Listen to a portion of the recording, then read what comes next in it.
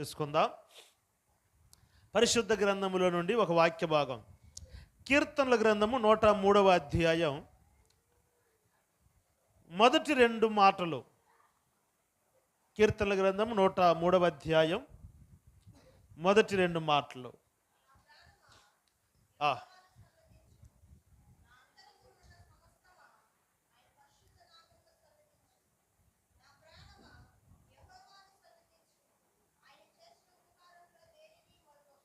ప్రేమగల తండ్రి, పరిశుద్ధుడై ఉన్న ప్రభువ, అల్పుడనయ్యున్న నన్ను మరుగుపరిచి మీరు ప్రత్యక్షమవ్వండి. ఈ సంవత్సరం యొక్క చివరి పునరుద్ధానపు కూడికలో నీ బిడ్డలతో ఏం మాట్లాడాలని ఉద్దేశించున్నావో ఆ మాటల్ని మీరు బోధించండి. ఈ పూట నీ మాట నా నోట ఉంచి నీ బిడ్డలతో మాట్లాడమని యేసు నామములో ప్రార్థించి అడుగుచున్నాము తండ్రి, ఆమేన్. నా ప్రియులరా, చదవబడిన వాక్య భాగము మనందరికీ బాగా సుపరిచితమైన వాక్య భాగమే. ప్రతిదినము తప్పకుండా ఈ మాటలు మనం పలుకుతూ ఉంటాం. గంట సేపు ప్రార్థన చేసినా, అర్ధగంట సేపు ప్రార్థన చేసినా, లేకపోతే 10 నిమిషాలు ప్రార్థన చేసినా ముగింపులో ఖచ్చితంగా ఈ మాటలు మనము పలుకుతూ ఉంటాం. వాస్తవానికి ఎవరు ఈ మాటలు వ్రసించింది అంటే దావీదు గారు అనేక కీర్తనలు రచించారు. దావీదు గారి కీర్తనలు 3 రకాలుగా ఉంటాయి. ఒకటి, దావీదు గారు దేవునితో మాట్లాడుతున్నట్టు, లేకపోతే దేవునిని అడుగుతున్నట్లు, లేకపోతే దేవునిని మహిమపరుస్తున్నట్లు ఒక విధానం కనపడుతుంది.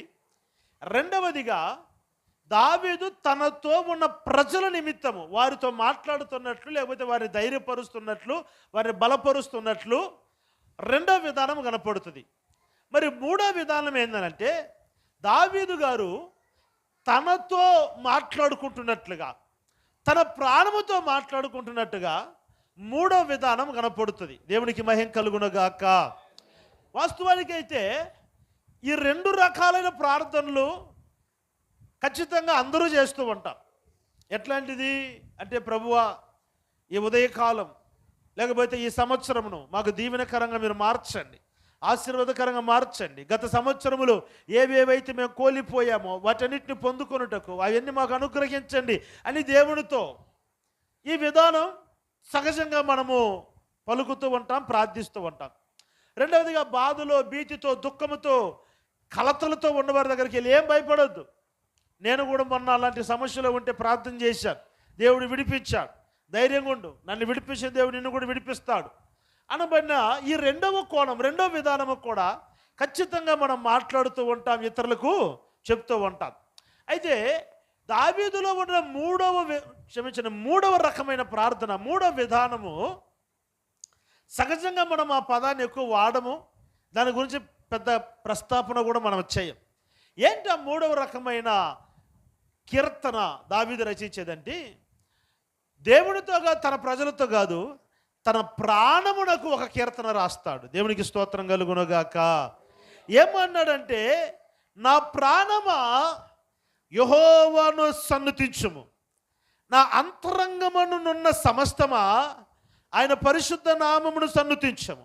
నా ప్రాణమా యెహోవాను సన్నుతించుము, ఆయన చేసిన ఉపకారములలో దేనిని మరువకుము. దేవుని స్తోత్రం చెప్పండి గట్టిగా. 2 చేతుల పైకి ఎత్తి గట్టిగా చెప్పండి. ఆయన చేసిన ఉపకారములలో దేనిని మరవకూడదు. తన ప్రాణముతో ప్రార్థన చేస్తూ ఉన్నాడు. నా ప్రియులరా, వాస్తవానికి ఇతరులకు మనం చేసే సహాయం మర్చిపోవాలి. ఇతరులు మనకు చేసే సహాయమును చచ్చేంత వరకు మర్చిపోకూడదు. ఆమేన్ చెప్పండి గట్టిగా. నీకు అర్థమైందా? రై తెచ్చుకున్నారా? రే, వాడి పేరు గాడ్వినా, జోనస్, ఒరే ఎందరగంటి తెచ్చుకున్నారు కదా, గమ్ము కూర్చోలు కుదురుగా. సరేనా?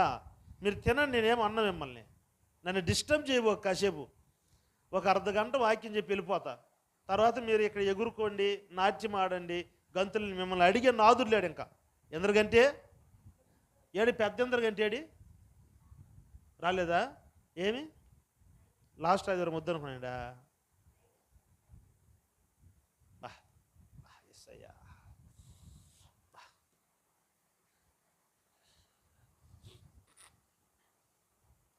వాస్తవానికి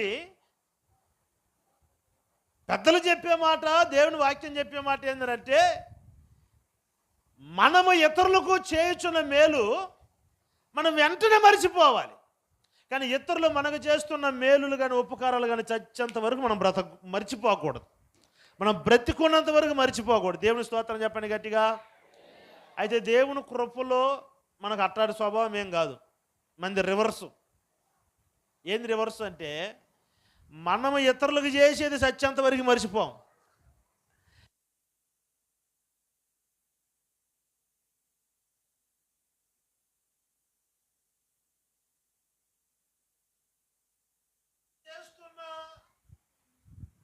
మేలులు ఉపకారములని ఎమ్మట మర్చిపోతాం.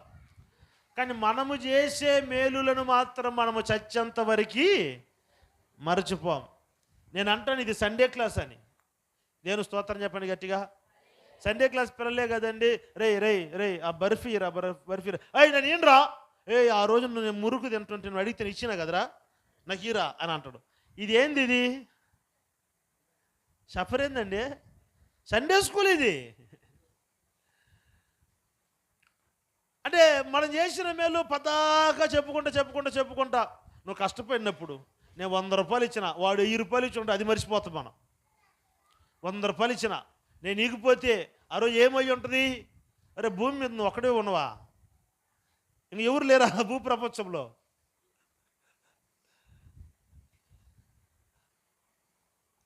అయితే నేనేమంటానంటే, ఒకవేళ వాళ్ళు చేసిన మేలులన్నా నువ్వు మర్చిపోయినా పర్వాలేదు, సరే ఓకే, మరవకూడదు, ఓకే మర్చిపోయినా. నువ్వు చేసిన మేలు ఖచ్చితంగా మర్చిపోవాలి. అయితే దేవుడు నీ పట్ల చేస్తున్న ఉపకారములను మాత్రము నీవు కలనైనా మరువకూడదు. చప్పట్లు కొట్టండి గట్టిగా, హల్లెలూయా. నువ్వు కలనైనా మరువకూడదు. ఈ 2024 సంవత్సరములో నీ జీవితంలో ఆయన చేయని మేలులా, ఆయన చేయని ఉపకారములా,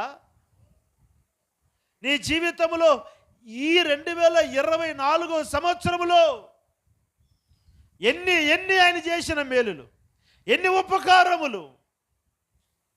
కానీ ఆయన మానవుల నైజం ఏంటంటే 100 కోరికలు దేవుడు ఎదుట పెడతాం. 99 కోరికలు దేవుడు నెరవేరుస్తాడు.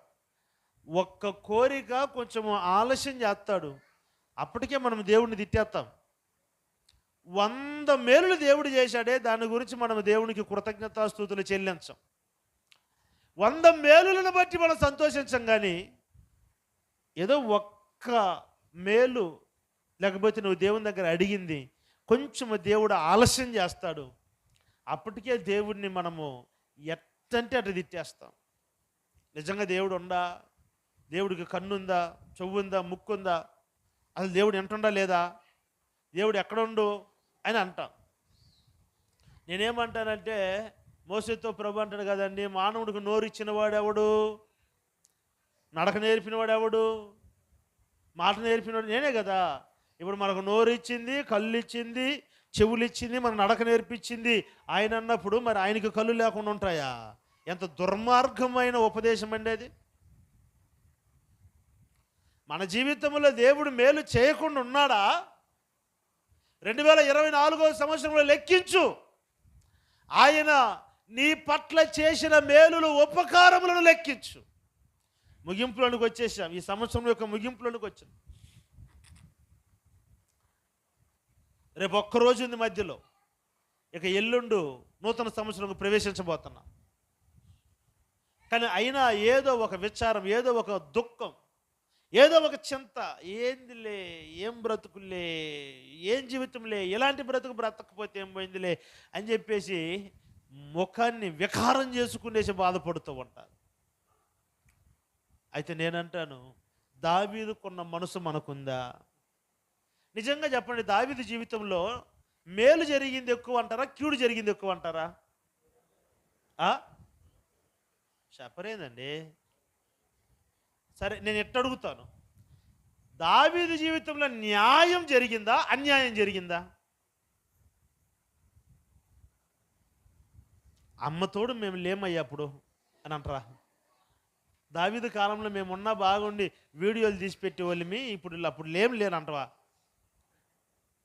చెప్పండి, దావీదు జీవితంలో న్యాయం జరిగిందంటారా, అన్యాయం జరిగిందంటారా? నన్ను అడిగితే ఎక్కువ శాతం దావీదు జీవితంలో అన్యాయమే జరిగింది. చెప్తానేనండి. దావీదు తండ్రి దావీదుకి న్యాయం చేశాడా? మీరు చెప్పలేరు. కనీసం నేను చెప్పేదానికి అవుననో కాదనో స్పందించండి.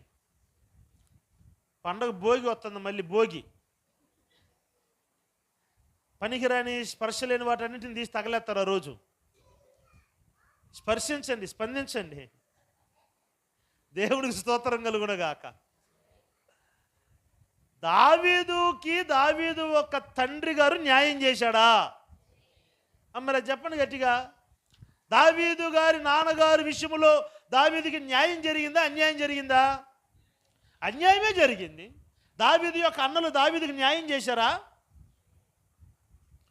అన్యాయమే చేశారు.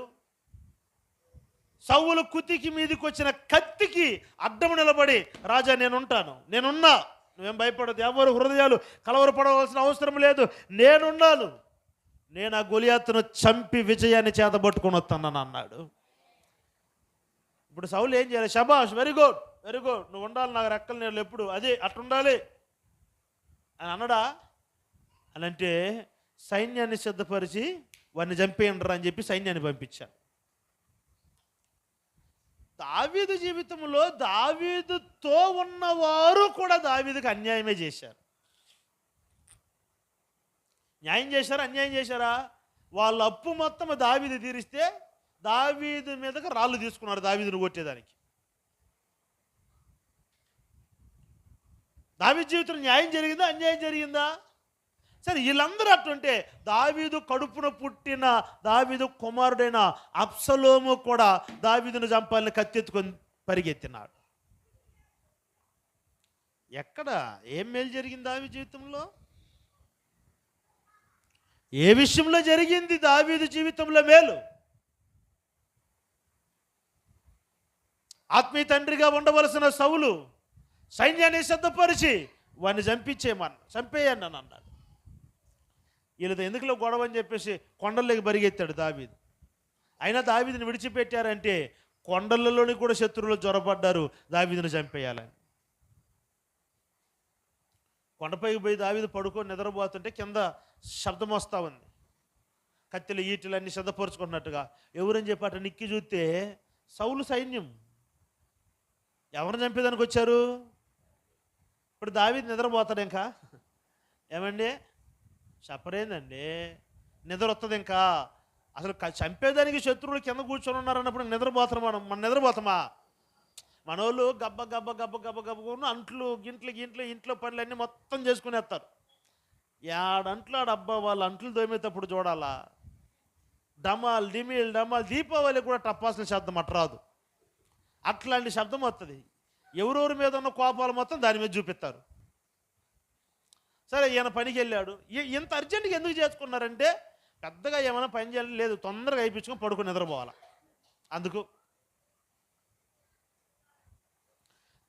ఏదో అన్నంలో పప్పులో ఏదో ఉప్పు ఏదో వేయలేదు. కోపం వచ్చి ఫోన్ చేసి, మోయ్ ఎక్కడుంది మైండో, ఎట్ట చేసావు కూర, వస్తాను సాయంత్రం వస్తాను ఉండివే అని చెప్పి పెట్టి నాకు ఫోను. ఇక నిద్రపోతారా? ఓయమ్మో, ఈ మానవుడు మామూలుగానే మనల్ని ఎంపుతాడే. ఇప్పుడు అవకాశం దొరికింది, అసలు మామూలుగా వదిలిపెడతాడా? నిద్ర వస్తుంది ఇంకా మనకి. ఇప్పుడు దావీదుకి నిద్ర పట్టుద్దా? అందుకే దావీదు అంటాడు ఏంటంటే, నేను పడునట్లుగా వారు నన్ను గట్టిగా నెట్టేశారు, కందిరీగులు ముసిరినట్లుగా శత్రువులు ముసురుతున్నారు అని అన్నాడు. కందిరీగులు తెలుసండి? కందిరీగులు అమ్మా ఇక్కడ పెద్దగా కనపడవు అనుకుంటాను, మన ఆంధ్రాకి వెళ్ళి కనపడతాయి కందిరీగలు. మామూలుగా కందిరీగలు ఒక్కటి ఉన్నది అనుకోండి, ఒక్కటి ఊరకాడు తిరుగుతూ ఉందనుకోండి కందిరీగ. మనం వీళ్ళతో మాట్లాడుతున్నా, వందనాలన్నా చెప్పండి అన్న, అదే అదే అదే వాడిని పోతుందన్న అది.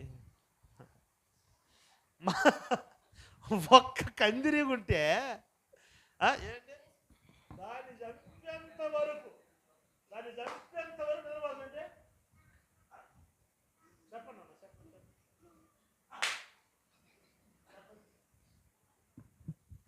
ఒక్క కందిరీగ. దావీదేమన్నాడంటే, కందిరీగులు ముసిరినట్లుగా నా చుట్టూ శత్రువులు. పెద్దగా మనకు చుట్టూ ఎవరు ముసురుతారు? ఇన్స్టాల్మెంట్లో బీరువాను బెడ్ మంచమో తీసుకున్న వాళ్ళు ముసురుతారు, లేకపోతే బుధవారం పోలు ముసురుతారు, లేకపోతే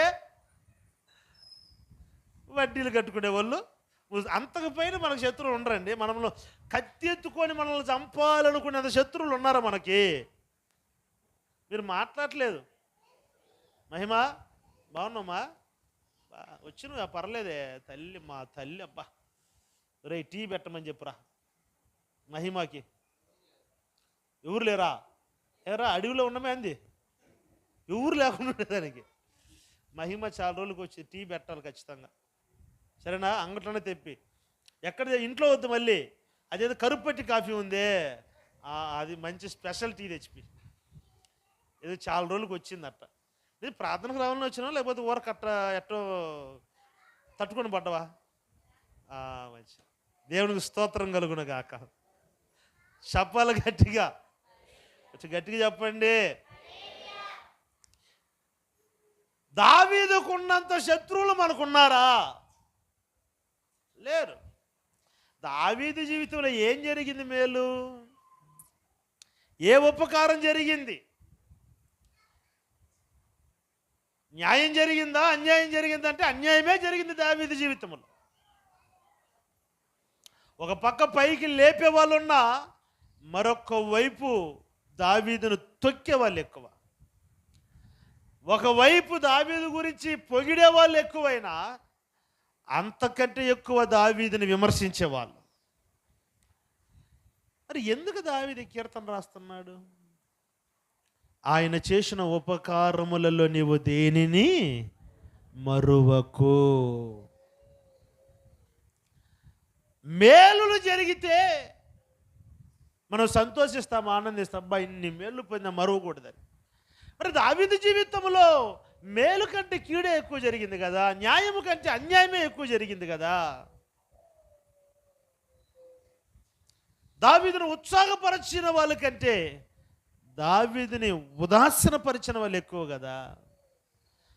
దావీదును మెచ్చుకున్న వాళ్ళకంటే దావీదును తిరస్కరించిన వారు ఎక్కువ కదా. దావీదుకు నమ్మకముగా ఉన్నవారి కంటే దావీదుకి నమ్మక ద్రోహులు ఎక్కువ కదా.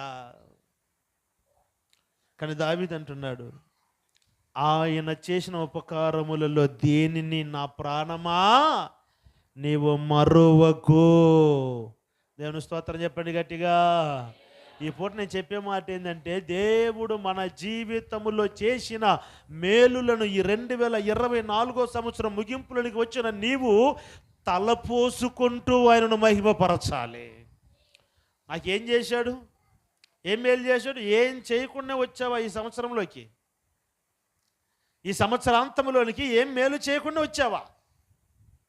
ఏ ఉపకారము జరగకుండానే, దేవుని కృపని ఆవరించకుండానే, ఆయన వాత్సల్యత నీ మీద చూపకుండానే మరి ఈ ముగింపులు అడిగిన వచ్చావా? మనకంటే ధనిబులు గనిబులు ఎంతోమంది కాలగర్భాన కలిసిపోయారు. కానీ ఏ మంచి, ఏ మేలు, ఏ నీతి లేని మనలను ఈ ముగింపు వరకు ప్రభు నడిపించాడు.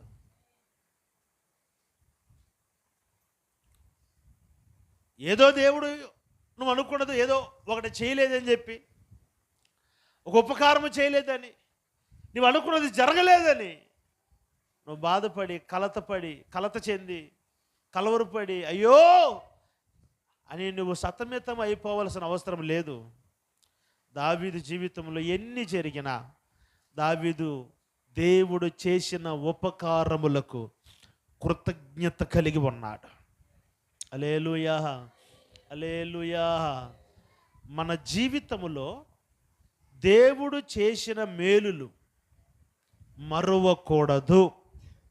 దావీదు అంటున్నాడు, నా ప్రాణమా ఆయన చేసిన ఉపకారములలో నువ్వు దేనిని మరువకము. దేవునికి మహిమ కలుగునుగాక. ఏం మేలు చేశాడు దావీదు జీవితంలో? ఏ ఉపకారము చేశాడు? చదవండి, ఒక 3 మాటలు చెప్తాను. 2వ వచనం, క్షమించండి, 3వ వచనం చదవండి. ఆయన నీ దోషములన్నిటినీ క్షమించి ఉన్నాడు. తల్లపైకి ఎత్తాను. ఏం చేసినాడు? దేవుడు ఏ ఉపకారం చేశాడు దావీదు జీవితంలో? టన్నులు బంగారం తెచ్చివ్వలేదు, కట్ల రూపాయలు తెచ్చివ్వలేదు.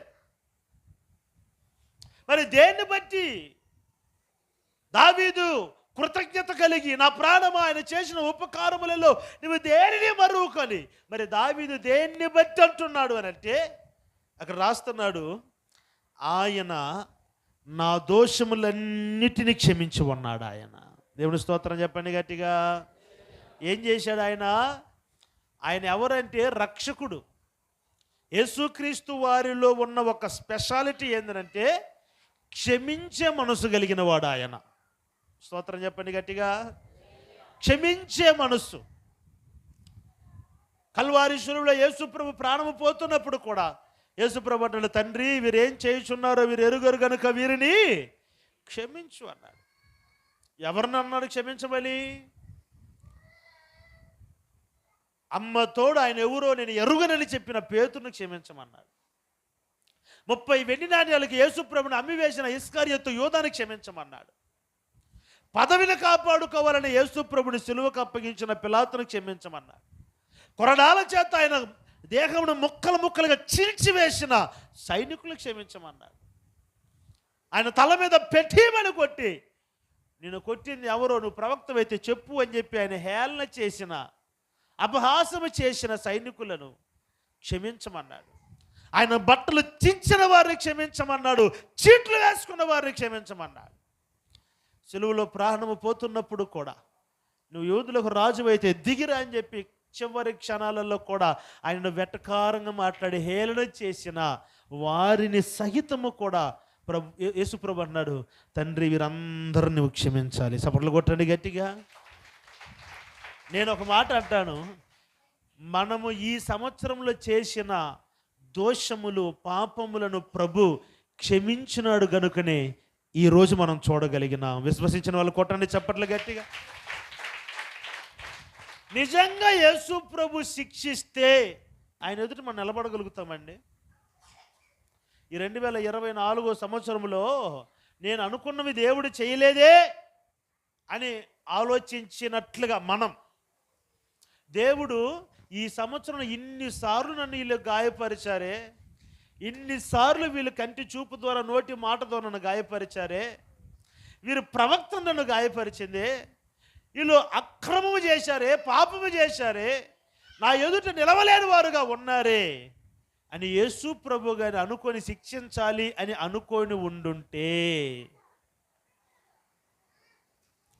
ఈ ముగింపును మనం చూసేవాళ్ళమా?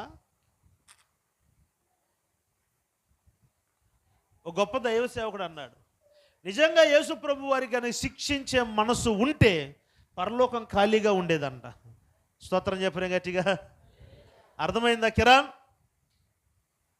అనుష ఏది కానరాలేదా? రాలేదన్నవా? ఒకవేళ బస్సులో పోగొట్టు వచ్చినవేమని. యేసు ప్రభు గారిని శిక్షించే మనసు ఉంటే నిజంగా పరలోకం ఖాళీగానే ఉండేది కదండి. కానీ ప్రభు శిక్షించేవాడు కాదు, క్షమించే మనసు కలిగిన వాడు ఆయన. మీకు ఒక అద్భుతమైన మాట చూపిస్తాను. యోబు గ్రంథం చదవండి, 11వ అధ్యాయము 6వ వాక్యం. యోబు గ్రంథం 11:6. ఆ, ఆ, ఆ, ఆ, ఆ, ఆ. దేవుని స్తోత్రం చెప్పండి గట్టిగా, కొంచెం గట్టిగా చెప్పండి. నీ దోషములలో అధిక భాగము దేవుడు మరిచిపోయినాడు. ఆమె చెప్పండి గట్టిగా. మనం మర్చిపోతామండి. ఎవరన్నా మనల్ని ఒక మాట అన్నారు, మర్చిపోతామా? జూలి ఏం చెప్పవు, ఇది చాలా తెగ రాసేస్తున్నవే, నేను పెద్దగా రెఫరెన్స్ కూడా ఏం చెప్పలేదు.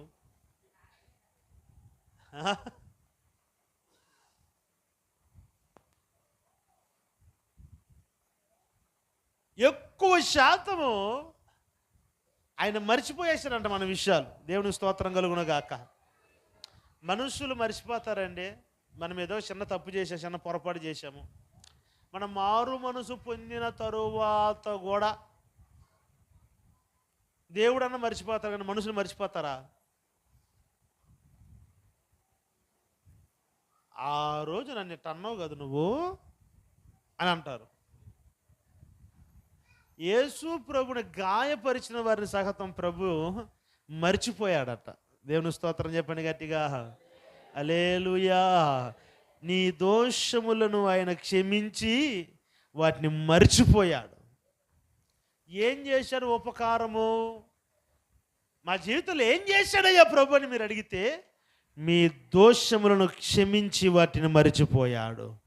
యేసు ప్రభుకున్న ఒక పెద్ద మైనస్ పాయింట్ ఏంటంటే, త్వరగా క్షమించేస్తాడు ఆయన. అది మనుషులంగా మనం క్షమించం, కానీ దేవుడు త్వరగా క్షమించేస్తాడు. ఒకరోజు యేసు ప్రభు యొద్దకు వ్యభిచారం చేస్తున్న స్త్రీని తీసుకొచ్చారు. అయ్యా, నువ్వైతే రక్షకుడివి, ఈ అమ్మాయి పాపాత్మురాలు, పాపం చేసింది, వ్యభిచారం చేస్తున్నప్పుడు పట్టాము ఈ పిల్లని. సరే, మా మోషే మాకేం చెప్పాడంటే, వ్యభిచారం చేత పట్టబడిన అమ్మాయిని రాళ్లతో కొట్టి చంపమన్నాడు. ఇంతకీ నీవేమంటావో చెప్పు అన్నాడు. వాస్తవానికి యేసుప్రభు ఏమన్నాడంటే, సరే ఓకే, కొట్టి చంపేసేయండి అని చెప్పాలా.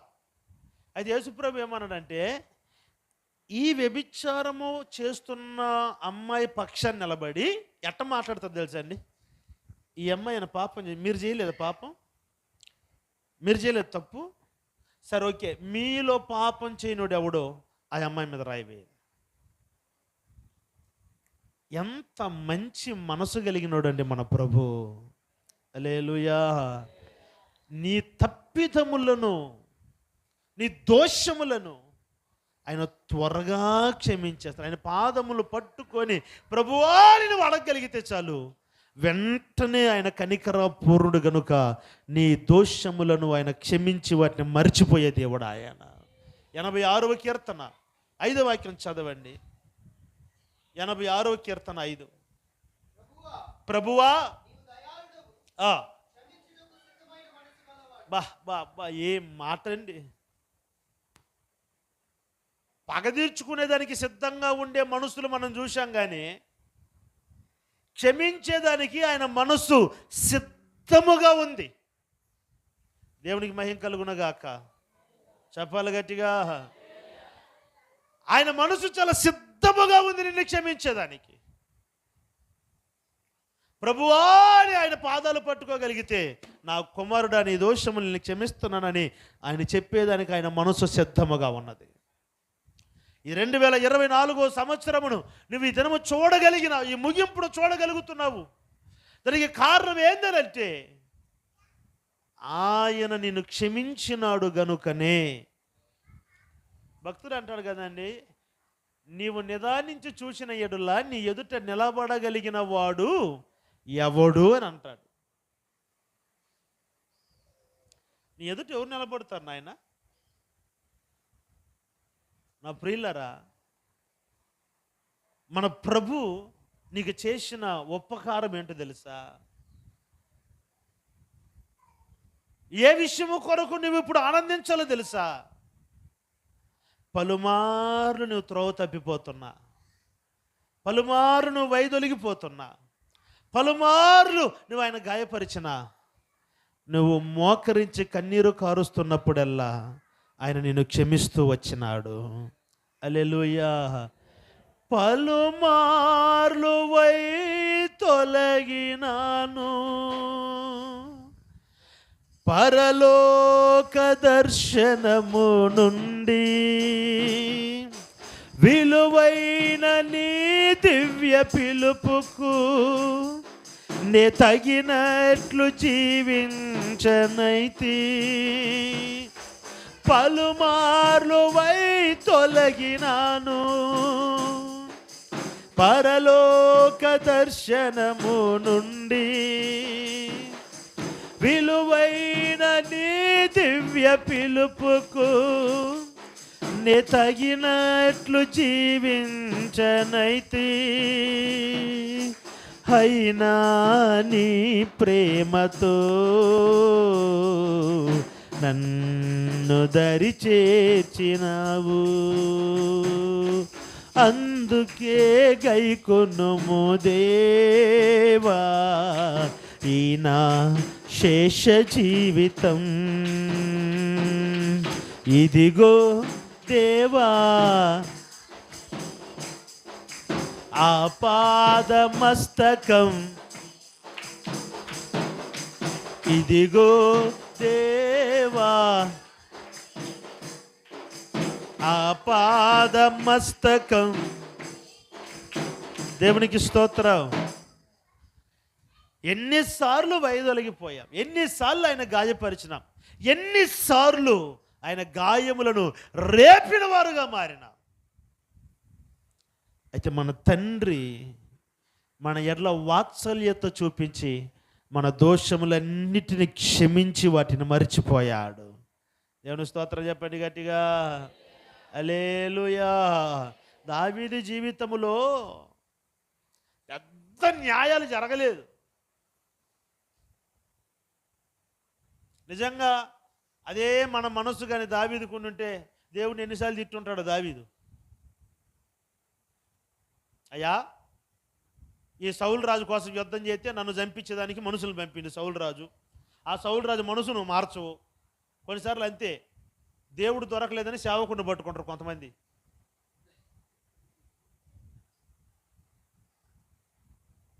ఆ మధ్య ఎప్పుడో షీటు తగలలేదంట ఆమె నెలలో.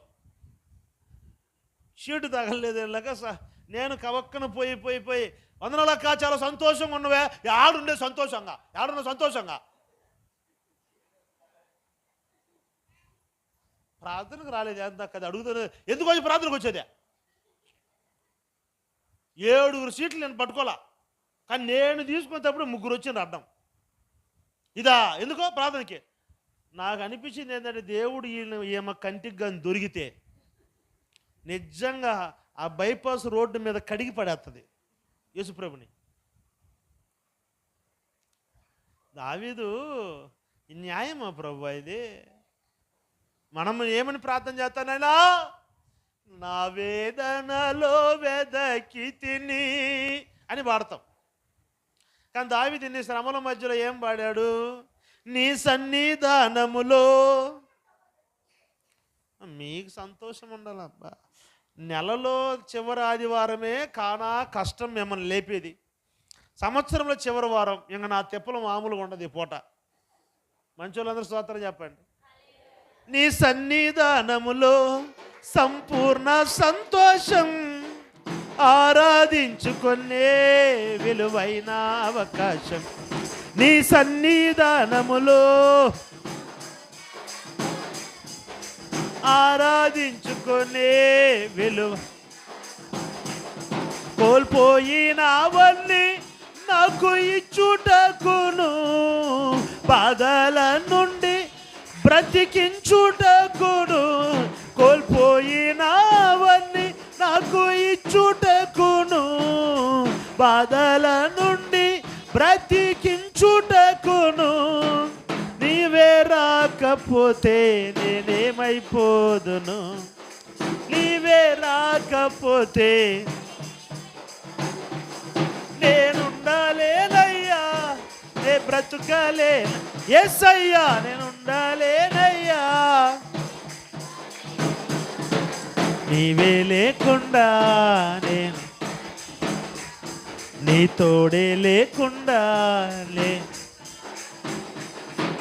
రాజా నీ సన్నిధిలోనే ఉంటానయ్యా, మనసారా ఆరాధిస్తూ బ్రతికేస్తానయ్యా. యేసు రాజా నీ సన్నిధిలో నేనుంటానయ్యా, మనసారా ఆరాధిస్తూ. దేవునికి స్తోత్రం. వాస్తవానికి ఆ మాటలని దావీదు గారి మాటలు. నీ సన్నిధానములో సంపూర్ణ సంతోషం ఉన్నది, కోల్పోయి ఉన్నవన్నీ నాకు ఇచ్చుటకు. సిక్లోక్లో కాపురం ఉన్నప్పుడు శత్రువులు వచ్చి దావీదు భార్యలను, దావీదు పిల్లల్ని, ఆస్తులు అంత సమస్తాన్ని దోచుకొని వెళ్ళిపోయేశారు. దావీదుకి ఏం చేయాలో అర్థం కాకుండా ఉన్నప్పుడు ఏఫోదు ధరించుకొని ప్రభు పాదాలు పట్టుకొని ప్రార్థన చేసినప్పుడు దావీదుతో, ఓకే భయపడను వెళ్ళు, నేను మళ్ళీ అన్ని ఇచ్చేస్తానులే అని అన్నాడు. అప్పుడు దావీదు దగ్గర ఎవరు ఏదేదైతే శత్రువులు దోచుకొని వెళ్ళారో వాటన్నిటిని దేవుడు మరలా దావీదుకి ఇప్పించాడు. అదే ఆ పదం ఆ పాటలో ఉండేది, కోల్పోయి ఉన్నవన్నీ నాకు ఇచ్చుటకు. దేవుని సన్నిధిలో కూర్చున్నప్పుడు దావీదు పాడిన పాటలు అవన్నీ. ఇన్ని అన్యాయాలు జరిగిన దావీదు జీవితం, ఇన్ని నష్టాలు జరిగిన, ఎక్కడ న్యాయం జరగకపోయినా దావీదు అంటున్నాడు, నా ప్రాణమా ఆయన చేసిన ఉపకారములు మరవద్దు. హల్లెలూయా, హల్లెలూయా. సరే, దావీదు జీవితంలో అంతా మీరు గమనించండి, కత్తితోనే మొదలైంది, కత్తితోనే ముగించండి. కుదురుగా కూర్చునే దానికి అవకాశం లేదు, నిలకడగా నిలబడేదానికి అస్సలు అవకాశం లేదు దావీదు జీవితం. కొండల పాలైపోయాడు దావీదు. కానీ వీటి మధ్యలో కూడా దావీదు ఏం ప్రార్థన చేస్తున్నాడంటే, ఆయన చేసిన ఉపకారములలో నువ్వు దేనిని మరవద్దు. ఏం చేశాడు అంటే, నా దోషములన్నిటిని ఆయన క్షమించినాడు. నేను ఈ సాయంకాల సమయంలో నేను అంటాను, నిశ్చయంగా మన దోషములు కూడా ప్రభు క్షమించాడు కనుకనే ఈ సంవత్సరం యొక్క ముగింపులోనికి మనల్ని బ్రతికించినాడు. హల్లెలూయా. నెంబర్ 1, దేని కొరకు కృతజ్ఞత కలిగి ఉండాలి? మన దోషములను క్షమించినాడు. నెంబర్ 2, నీ సంకటములన్నిటినీ కుదిర్చినాడు. ఆ మాట తమిళ్లో బాగుంటుంది. తమిళ్ భక్తులు ఎవరు రాలేదా? ఉన్నోడియ వ్యాధిగల్ అన్న మాట ఉంటుంది. అమ్మ పండు ఉన్నావు కదా, నువ్వు పాపను ఎత్తుకొని ఉన్నాను అంటవాటవా? సరే, ఉన్నోడియ వ్యాధిగలై సుగమాకినార్ అన్న మాట ఉంటుంది. నీ సంకటములను కుదుర్చేవాడంటే నీకు ఆరోగ్యమును ఇచ్చినాడు. ఆమె చెప్పండి గట్టిగా, హల్లెలూయా. నిశ్చయంగా నేను చెప్పగలుగుతాను, నిజంగానే మనము దేవునికి జీవించే జీవితకాలం వరకు రుణపడే ఉండాలి. ఆమె చెప్పరేంది గట్టిగా?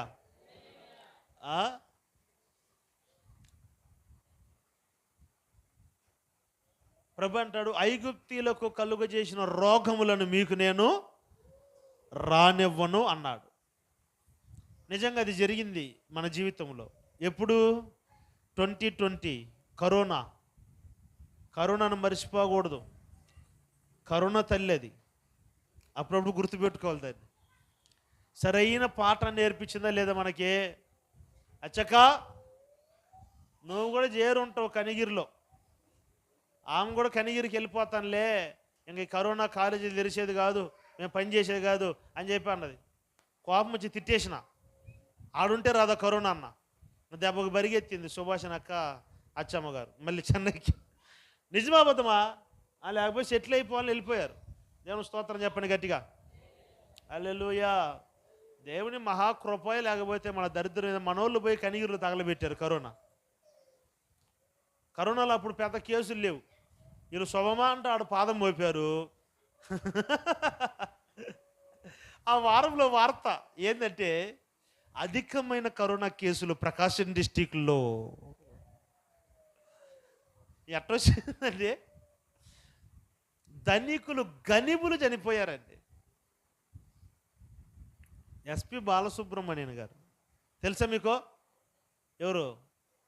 మేనమామ? ఎవరు? సింగర్. ఆయన నిజంగా ఆయన చనిపోయినప్పుడు చాలా బాధ కలిగిందండి నాకు. ఎందుకంటే మంచి మంచి పాటలు పాడాడు మన క్రైస్తవ ప్రపంచానికి. నీ దయలో నీ కృపలో కాచితివి గతకాలం, అదే పాడిన పాట. నడిపించు నావా, అదే పాడిన పాట. నా కుటుంబతో నేను నడిపించే నావిక, ఆయన పాడిన పాట. ఇట్లా చాలా చాలా పాటలు ఉన్నాయి ఆయన పాడిన పాటలు. కొన్ని వేల పాటలు పాడాడు క్రైస్తవ ప్రపంచానికి. దినమెల్లనే పాడిన, అదే ఆయన పాడిన పాట. పదే పదే నేను పాడుకోనా, ప్రతి చోట నీ మాట నా పాటగా, అదే ఆయన పాడిన పాట. ఎట చనిపోయాడంటే కరోనా ఎఫెక్ట్ అయ్యి చనిపోయాడు. అమ్మా తల్ల పైకెత్తండి, పిల్లల్ని తర్వాత చూసుకుందరు కానీ, యాడికి పోరు కానీ. మన పిల్లలే వాళ్ళని చూస్తే కనపడుతుందిలే, వాళ్ళు యాడికి పోయినా వాళ్ళే మర్యాద తీసుకొచ్చి వదిలిపెడతారు మన పిల్లోళ్ళని. కాబట్టి వాళ్ళేం తప్పిపోరులే. ఒకళ్ళు చూసేదానికి చైనిస్టుల్లాగా ఉండి అనుకో, సప్పిడి ముక్కి పెట్టుకొని, అప్పుడు వీళ్ళు మనోళ్ళు కాదని ఆ రోడ్డు కడు వదిలిపెడతారు.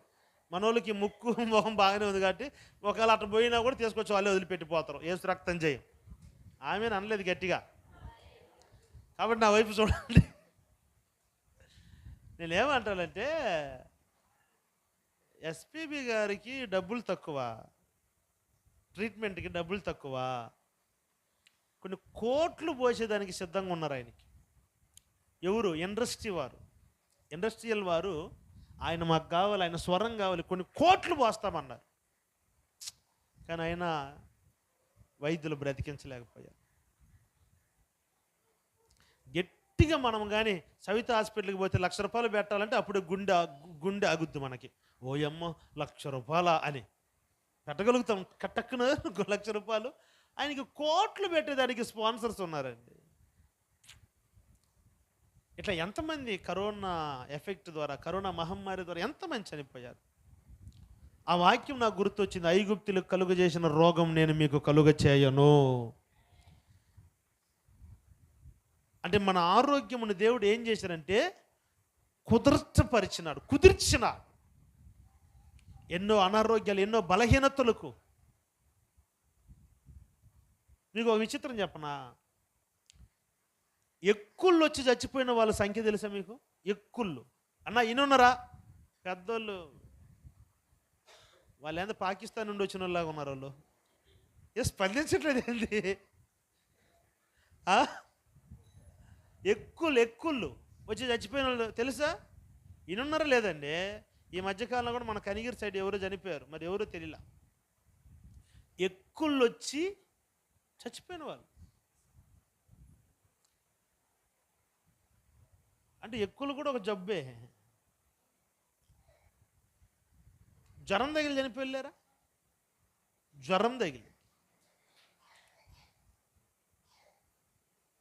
గతంలో కూడా ఆంధ్రాకి ఒక డెత్కి వెళ్ళి వచ్చాను. ఏమైందంటే మామూలు ఫీవర్ అంతే, చనిపోయారు. మరి మనకు ఆలోచించండి, ఈ సంవత్సరంలో ఎన్నిసార్లు అనారోగ్యాలు వచ్చాయి, ఎన్ని శరీర బలహీనతలు వచ్చాయి, ఎన్నిసార్లు మనం పడకలో ఉన్నాం. కానీ ఆ వ్యాధులన్నిటిలో నుండి కూడా దేవుడు మనకు ఆరోగ్యమును కలుగజేసినాడు. ఆమెను చెప్పట్లేదు గట్టిగా? ఆయనను మహిమపరచాలి గట్టిగా. ఎందుకొరకు దావీదు ప్రభుని మహిమపరుస్తూ ఆయన చేసిన ఉపకారములలో దేనిని మర్చిపోకన్నాడంటే, టన్నులు బంగారాలు, కట్టలు డబ్బు కాదు, మంచి ఆరోగ్యాన్ని ఇచ్చాడు. ఒక మాట చెప్పనివ్వండి, ఒక మనుషుడికి మంచి ఆస్తే వానికి దేవుడిచ్చిన మంచి ఆరోగ్యమే. హల్లెలూయా. అవి లేవు ఇవి లేదు. ఆ మధ్య పాపం ఒక ఆమె ఏడుస్తా ఉంది, ముక్కు పుట్టకు కూడా పోయిందన్న నాది అని. ముక్కు పుట్టకు పోయిందని చెప్పేసి ఏమంత బాధపడిపోతుంది, వాళ్ళు బతుకులే పోతుంటే. స్తోత్రం చెప్ప గట్టిగా. హల్లెలూయా. ఆ మధ్య ఒక ఆమె ఏడుస్తా, ఎందుకు అలా దేవుడు ఇట్టు చేస్తాడు, నాకేడు జరుగుతుంది అని ఏడుస్తా ఉన్నది. నేను ఓయమ్మో ఏమైపోయింది, అన్నీ నాకే వస్తాయి అన్నా అని అన్నది. ఏం జరిగిందక్క అన్న. భయపడతా, చూడు నాకే తెల్లింటికి వస్తున్నాయి అన్నది. నేను చెప్పిన, ఇదిగో నేను మంచోడిని కాదు, నా సొప్పు గెట్టి కూడా బేటా చొప్పునది వంగబెట్టి మాడు మీద పెట్టి పెట్టి పెట్టి పెట్టి పని కొట్టాను అనుకో, అసలు నీకు బట్టి దరిద్రం పోద్ది అని చెప్పిన. ఏందన్నా అయినా చొప్పుతో కొడతానని చెప్పిన. మరి తిక్కలా మెంటలా నీకు? వాళ్ళకి ఎన్ని అనారోగ్యాలు తెచ్చిపెట్టుకొని దేవుడికి స్తోత్రాలు చెల్లిస్తుంటే ఏమన్నా తల్ల ఎంటుకలు నరుస్తున్నాయంట. ఆమెకి ఎంత తెలిసిన వయసు? 40 వయసుకి ఎంటుకలు నరుస్తున్నాయని పాపం ఫీలింగ్ వచ్చింది పాపం ఆమెకి. నాకు 34, నాకే నరిసినాయి. దేవుని స్తోత్రం చెప్ప. ఎప్పుడు నేను దిగులు పడలే దాని గురించి. కిరణ్ నీకు నరిసినాయా? ఒరే మనకు వయసు అయిపోతుందిరా. దేవునికి స్తోత్రం కలుగునగాక. ఎన్ని అనారోగ్యాలు వచ్చినా కొన్ని హాస్పిటల్కి వెళ్ళి చూడాలండి. కొంతమంది పడే వేదన, కొంతమంది పడే అగసాట్లు. ఆ మధ్య ఒకరికి అనారోగ్యంగా ఉందని హాస్పిటల్కి ప్రార్థన చేసేదానికి వెళ్ళాను. అప్పుడు అతనికి ఆపరేషన్ చేశారు. నోట్లో నుంచి ఏం పోకూడదు, ఇక్కడ హోల్స్ చేసి ఈ హోల్స్లో నుండి లిక్విడ్, జ్యూసు, పాలు ఇట్లాంటివి పంపిస్తున్నారు. భయంకరమైన పరిస్థితి అండి. నాకు అనిపించింది, అబ్బా ఇంత భయంకరమైన వ్యాధులు ఉన్నాయా అని.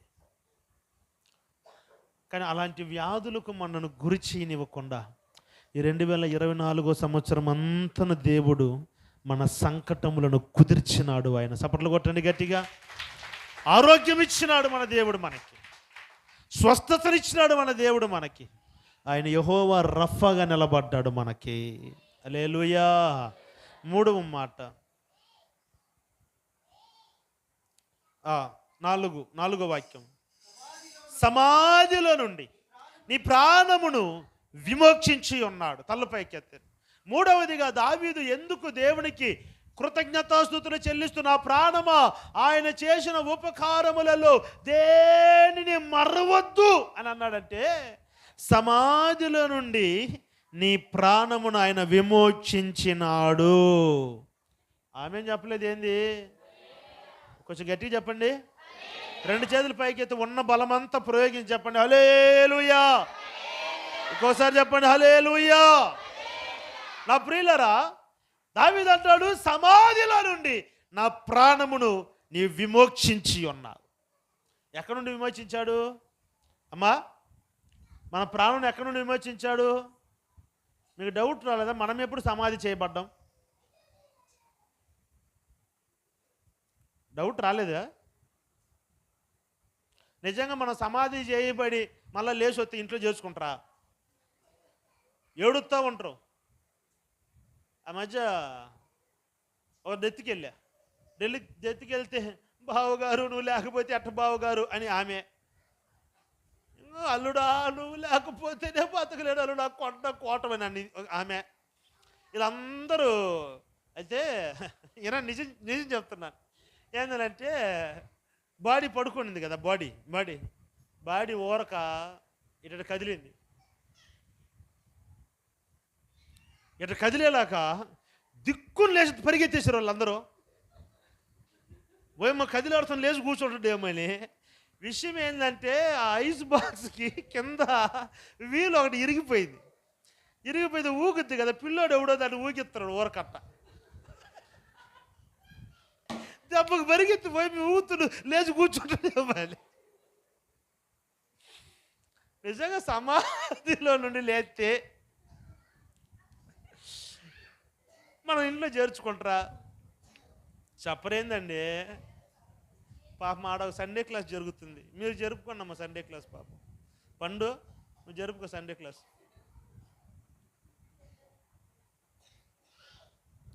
తండ్రి చనిపోయాడు.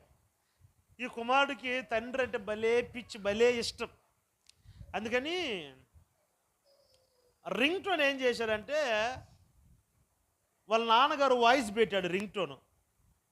వాళ్ళ నాన్నగారు పిలిచినట్టు వస్తుంది. ఫోన్ వచ్చిందంటే రింగ్ టోన్ ఉంది కదండి అట్ట, రే నానా ఎక్కడున్నావురా ఒరే అన్నట్టు రింగ్ టోన్ పెట్టాడు. ఎప్పుడు ఆయన బతుకున్నప్పుడే పెట్టాడు. తర్వాత చనిపోయారు, పాతి పెట్టేసి వచ్చేసారు.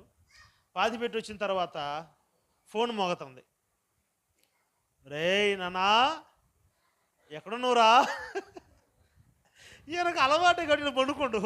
వాళ్ళ కోడలు గబిక్కిని లేచి కూర్చున్నది.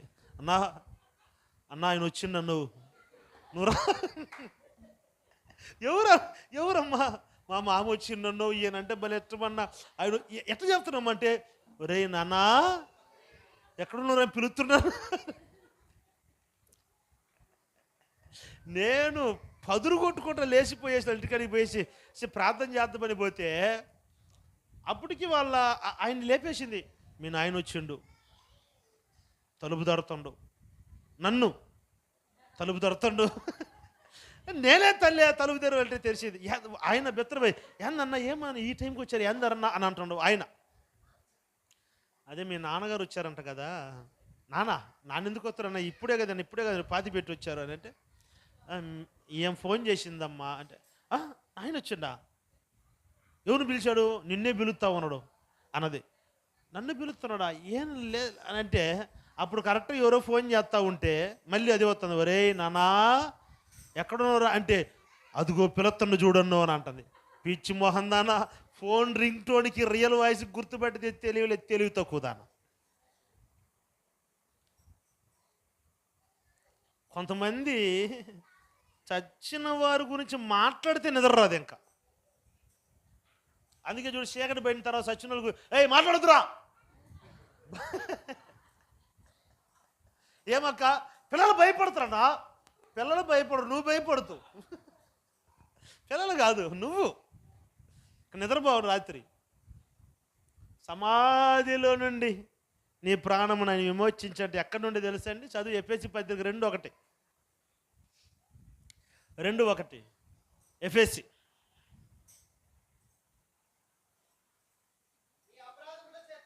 మీ అపరాధముల చేతను పాపముల చేతను మీరు చచ్చిన వారై ఉండగా. చచ్చిన వారు సమాధి చేయబడ్డారు. చచ్చిన వారిని సమాధి చేస్తే సమాధి చేయబడిన వారిని ఆ సమాధిలో నుండి ప్రభు లేవనెత్తి ఈరోజు ఫిలదెల్ఫియా సంఘంలో సజీవ లెక్కలో ఉంచినాడు. కొట్టో చప్పట్ల గట్టిగా హల్లెలూయా. ఆత్మీయంగా మీరు అపరాధముల నిమిత్తము, మీ పాపం నిమిత్తము మీరు చచ్చిపోయారు. ఆత్మీయంగా మీరు చనిపోయారు. ఆత్మ లేదు, పరిశుద్ధాత్మ లేదు, రక్షణ లేదు, కృప లేదు. శరీరాశ, నేత్రాశ, జీవపుడంబమును బట్టి మీరు ఆత్మీయ జీవితంలో చచ్చిన స్థితిలో ఉన్నారు. అయితే నా ప్రభు కల్వారి చెరువులో కార్చిన రక్తమును నీ మీద ప్రోక్షీకరించి సమాధిలో నుంచి నేను విమోక్షించినాడు. దేవుని స్తోత్రం చెప్పండి గట్టిగా. పాతాళములోనికి వెళ్ళవలసిన మన మార్గములను, మన రాతను మరలా తీర్చిదిద్ది మరలా నూతనంగా రాసినాడు. పాతాళంలోకి వెళ్ళవలసిన మన మార్గమును తిప్పి పరలోకానికి నడిపిస్తూ ఉన్నాడు. సమాధిలో దిగిపోవాల్సిన మనలను, పాతాళంలో దిగిపోవాల్సిన మనలను ఈరోజు రక్షణ భాగ్యం ఇచ్చిన రక్తము చేత కడిగి సంఘంలో చేర్చి ఆత్మీయుల సంఖ్యలో, పరిశుద్ధుల జాబితాలో ఈరోజు మనం నిలవబెట్టాడంటే సమాధిలో నుంచి మనల్ని లేవనెత్తినాడు గనుకనే. దేని కొరకు దావీదు ప్రార్థన చేస్తున్నాడు? ఆయన చేసిన ఉపకారములలో దేనిని, ఎందుకు అనంటే, నా ప్రియులరా, సమాధిలో నుంచి మనను ఆయన లేవనెత్తినాడు. దేని కొరకు అంటున్నాడు? ఆయన చేసిన ఉపకారములలో దేనిని మరొక. నెంబర్ 1 చెప్పండి. నెంబర్ 1 మనల్ని క్షమించినాడు ఈ సంవత్సరం అంతా. నెంబర్ 2 మనకు ఆరోగ్యం ఇచ్చినాడు. నెంబర్ 3 సమాధిలోంచి మనల్ని లేవనెత్తి ఈరోజు ఆత్మీయంగా సజీవ లెక్కలో ఉంచినాడు. Praise the lord. ఓకే, వీటి కొరకు మనం ఏం చేయాలి? ఒక మాట లూకాసు వార్త, కంజరు తీసి పెట్టమ్మా. లూకాసు వార్త 17వ అధ్యాయం 15వ వాక్యం. లూకాసు వార్త 17:15 17:15. అంటే వారిలో ఒకడంటే, వారు అంటే ఇంకా కొంతమంది ఉన్నారు. వారు ఎంతమంది అంటే 10 మంది. అయితే వారిలో ఒక్కడు మాత్రం తనకు స్వస్థత కలుగుచున్నదని చూచి గొప్ప శబ్దముతో దేవునిని మహిమపరచుచు తిరిగి వచ్చి ఆయన కృతజ్ఞతాస్తుతులు చెల్లించి, గట్టి సపట్లు కొట్టండి గట్టిగా.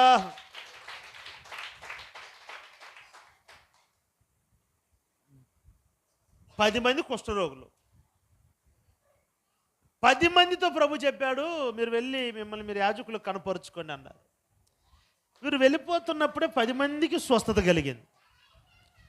దాంట్లో ఒక్కడు మాత్రమే తనకు స్వస్థత కలుగుచున్నది గమనించి పరిగెత్తుకొని వచ్చి గొప్ప శబ్దముతో దేవుడిని మహింపరుస్తూ ఉన్నాడు.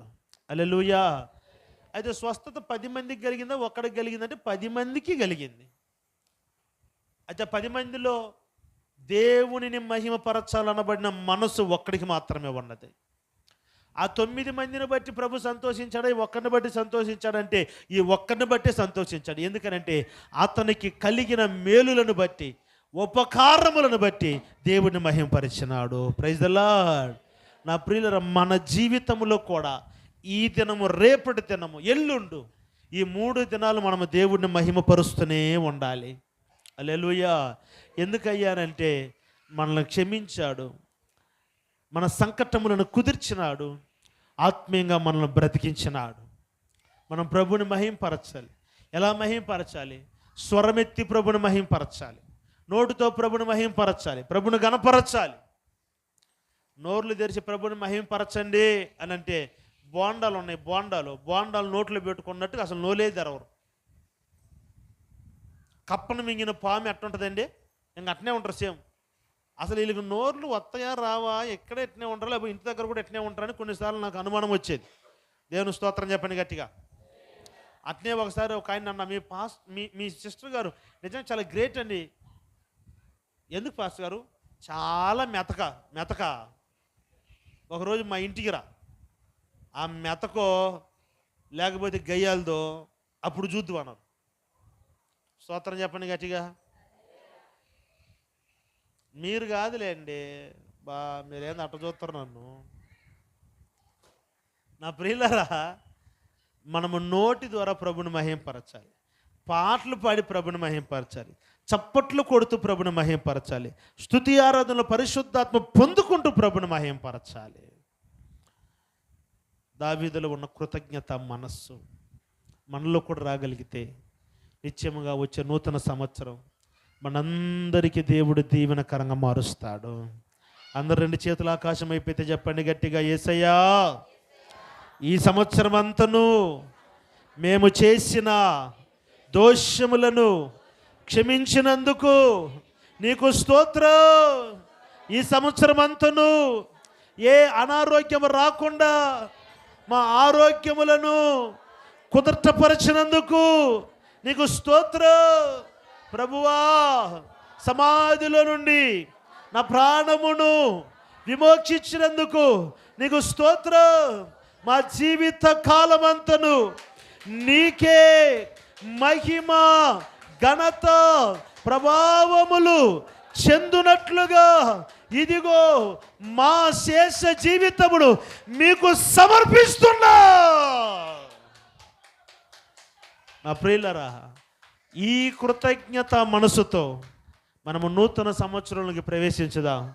దేవుడు నూతన సంవత్సరమును మనందరికీ దీవెనకరంగా మార్చును గాక.